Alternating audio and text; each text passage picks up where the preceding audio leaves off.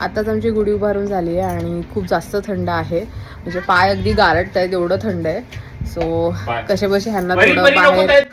तुम्हा सर्वांना गुढीपाडव्याच्या खूप खूप शुभेच्छा आणि मराठी नवीन वर्षाच्या खूप खूप शुभेच्छा. आमच्या इथे आता वातावरणामध्ये खूप जास्तच थंड झालं होतं आणि परिमलाची तब्येत पण जरा बरी नव्हती. सो त्यांना शाळेला दांडी मारली होती आणि आपला मराठी सणही होता. सो ते पण एक कारण होतं की त्यांना आपले सण आपण कसे साजरे करतो हे सगळं बघता यावं म्हणून. ते मला तेच म्हणत होता की त्याच्या पायाला खूप थंड लागतंय, त्याला उभं राहता येत नाहीये.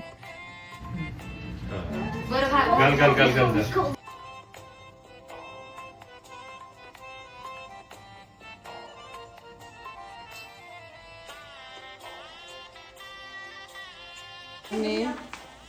गुढीपाडव्याचं चित्र काढलंय.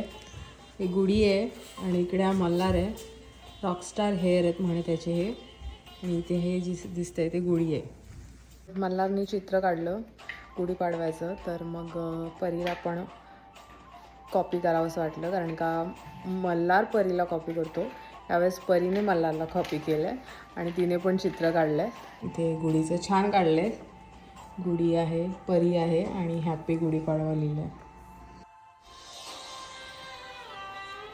मी हे घरी लावलेलं दही आहे आणि त्या दह्यापासून चक्का तयार केला आहे आणि आता श्रीखंड बनवणार आहे. तर श्रीखंड जरा फ्रीजमध्ये ठेवते. ड्रायफ्रूट, केशर, वेलची हे सगळं घातलेलं हे श्रीखंड आहे. देवाला नैवेद्य दाखवला, खीर पण केली आहे मी, आणि श्रीखंड, पुरी, पनीर मटारची भाजी, पापड, डाळ भात.